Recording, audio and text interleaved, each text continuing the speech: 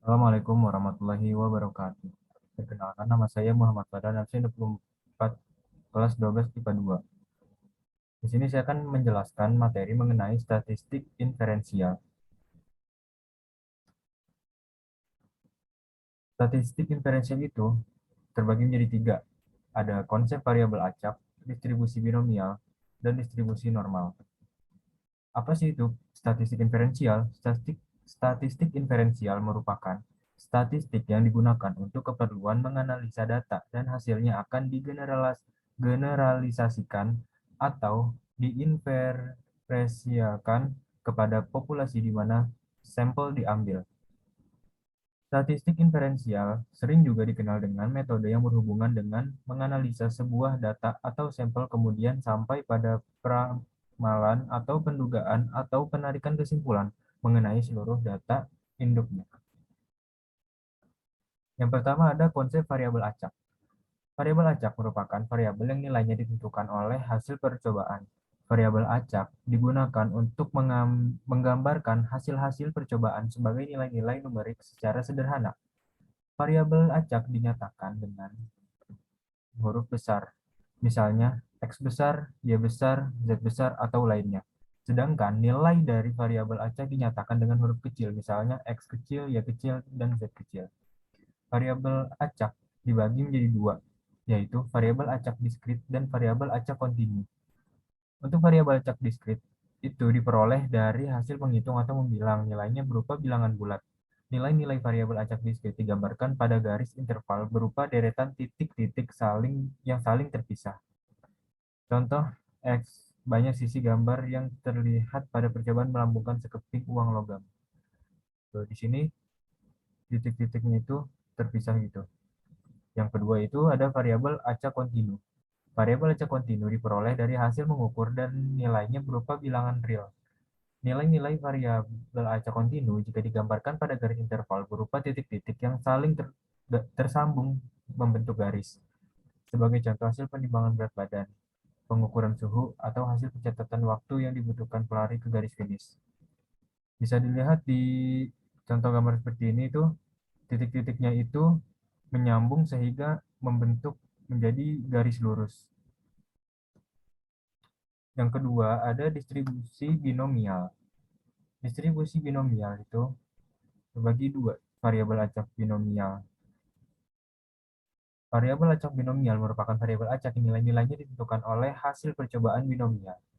Beberapa syarat percobaan binomial sebagai berikut. Yang pertama, percobaan dilakukan berulang-ulang. Yang kedua, percobaan bersifat saling bebas atau dengan pengembalian. Hasil percobaan yang satu tidak mempengaruhi hasil percobaan yang lain. Yang ketiga, setiap percobaan memiliki dua macam kejadian, yaitu kejadian yang diharapkan disebut sukses dan kejadian yang tidak diharapkan disebut gagal. Yang keempat, peluang setiap kejadian tetap dalam setiap percobaan. Percobaan binomial dapat diamati melalui percobaan pelambungan uang logam. Sebagai contoh misalnya, Raka melambungkan sekeping uang logam sebanyak 3 kali. Pada setiap pelemparan dilakukan pencatatan terhadap sisi angka. Percobaan ini merupakan percobaan binomial dengan alasan sebagai berikut. Yang pertama, percobaan dilakukan secara berulang-ulang. Yang kedua, percobaan saling bebas. Dan yang ketiga, percobaan memiliki dua macam kejadian, yaitu keluar sisi angka atau keluar sisi gambar karena uang logam dilambungkan lagi. Maka peluang sisi angka dalam setiap percobaan selalu sama, yaitu nilainya setengah. Selanjutnya, distribusi peluang binomial. A. Fungsi distribusi binomial telah dibahas tadi bahwa setiap percobaan memiliki dua macam kejadian, yaitu sukses dan gagal. Oleh karena itu, jumlah peluang kedua kejadian dalam setiap percobaan akan satu dengan satu karena nilai yang berimbang. Misalkan P menyatakan peluang kejadian sukses dan Q menyatakan peluang kejadian gagal. Maka hasil dari P plus Q sama dengan 1. Peluang nilai-nilai variabel acak binomial dapat disusun dalam bentuk tabel atau grafik, sehingga diperoleh distribusi peluang variabel acak binomial. Distribusi peluang variabel acak binomial disebut juga distribusi binomial. Peluang suatu nilai variabel acak binomial dinamakan peluang binomial. Secara umum, rumus peluang binomial X kejadian yang diharapkan dari N percobaan binomial dinyatakan Fx sama dengan B dalam kurung X titik koma N titik koma P sama dengan C dalam kurung N, X tutup kurung dikali Px kali Qn min X. Dengan keterangan sebagai berikut, C dalam kurung N, X itu adalah koefisien binomial. Nilai X yaitu banyaknya kejadian yang diharapkan dengan X sama dengan 0, 1, 2, dan seterusnya. Sedangkan P yaitu peluang kejadian yang diharapkan dan Q adalah peluang kejadian yang tidak diharapkan. Lalu yang ke B ada fungsi distribusi binomial kumulatif. Peluang paling banyak X kejadian yang diharapkan dinamakan fungsi distribusi binomial kumulatif. Misalnya X sama dengan T, maka peluang paling banyak T kejadian yang diharapkan dinyatakan dengan F dalam kurung T sama dengan P dalam kurung X lebih kecil sama dengan 1. Sama dengan sigma C dalam kurung N, X dikali PX dikali Q kali T kali N min X kali X sama dengan 0. Untuk keterangannya, C dalam kurung N, X sama dengan koefisien binomial. X sama dengan banyaknya kejadian yang diharapkan dengan X itu 0, 1, 2, dan seterusnya hingga N. Untuk P itu peluang kejadian yang diharapkan, dan sedangkan Q itu peluang kejadian yang tidak diharapkan. Materi ketiga yaitu distribusi normal. Distribusi normal merupakan salah satu jenis distribusi dengan variabel acak yang kontinu. Pada distribusi normal terdapat kurva atau grafik yang digambarkan menyerupai bentuk lonceng. Distribusi normal dapat disebut juga dengan distribusi Gauss. Persamaan yang terdapat dalam distribusi normal salah satunya yaitu terkait fungsi densitas. Rumus distribusi normal yaitu Fx sama dengan 1 per timbangan baku dikali akar dari 2pi kali pangkat min setengah dalam kurung X min mu per timbangan baku kuadrat. Di sini ada keterangannya. Bagaimana cara untuk menghitung nilai Z? Nilai Z dapat dihitung dengan rumus berikut. Z sama dengan X min mu per timbangan baku. Selanjutnya ada latihan-latihan soal. Nomor 1. Nomor 1. Salman melakukan pelemparan sebuah dadu 1 kali. Hasil yang mungkin diperoleh Salman adalah. Jawabannya yaitu misal X sama dengan mata dadu yang muncul sehingga dapat dinyatakan bahwa X sama dengan 1, 2, 3, 4, 5, 6. Nomor 2. Cynthia melakukan pelemparan sebuah dadu. Variabel X menyatakan mata dadu yang muncul. Tentukan nilai dari F1, F3, dan F5. Jawabannya yaitu ruang sampel dari pelemparan sebuah dadu adalah S, yaitu 1, 2, 3, 4, 5, dan 6. X sama dengan mata dadu yang muncul sehingga dapat dinyatakan X sama dengan 1, 2, 3, 4, 5, dan 6. Untuk mencari F1 yaitu P dalam kurung X lebih kecil sama dengan dari 1. Sama dengan F1 sama dengan 1 per 6. Kalau yang B itu nyari F3 yaitu P dalam kurung X lebih kecil sama dengan 3. Sama dengan F1 tambah F2 tambah F3. Berarti 1 per 6 tambah 1 per 6 tambah 1 per 6. Hasilnya itu 3 per 6. Dikecilin lagi jadi 1 per 2 atau setengah. Dan untuk mencari F5 yaitu P dalam kurung X lebih kecil sama dengan dari 5. Sama dengan F1 tambah F2 tambah F3 tambah F4 tambah F5. Yaitu 1/6 tambah 1/6 tambah 1/6 tambah 1/6 tambah 1/6. Hasilnya 5 per 6. Soal nomor 3 yaitu perhatikan tabel distribusi frekuensi berikut. X, ya, X-nya itu 1, 2, 3, dan 4. Dan fx-nya itu 1/4, 2/5, K, dan 1/5. Yang ditanya adalah tentukan nilai K. Cara menjawabnya itu F1 ditambah cara menjawabnya itu nilai semua X ditambah, karena kalau semua ditambah itu sama dengan hasilnya 1. Jadinya 1/4 tambah 2/5 tambah K tambah 1/5 sama dengan 1. Maka K itu 1 minus 1/4 tambah 2/5 minus 1/5 tambah 1/5 sama dengan 1 min 17/20, hasilnya 3/20. Soal nomor 4 yaitu Alif melakukan percobaan melempar 2 keping uang logam. Yang di A. Variabel acak X menyatakan banyak sisi angka yang diperoleh. Nyatakan hasil yang mungkin sebagai variabel acak. Yang B. Variabel acak Y menyatakan banyak sisi gambar yang diperoleh. Pertanyaannya, nyatakan hasil yang mungkin sebagai variabel acak. Untuk menjawabnya, kita misalkan dulu. Misalkan X itu banyak sisi angka, sedangkan misalkan Y itu banyak sisi gambar. Ruang sampelnya itu dapat angka-angka, angka gambar, gambar angka, dan gambar-gambar, atau AA, AG, GA, dan GG. Dapat dinyatakan dalam tabel sebagai berikut.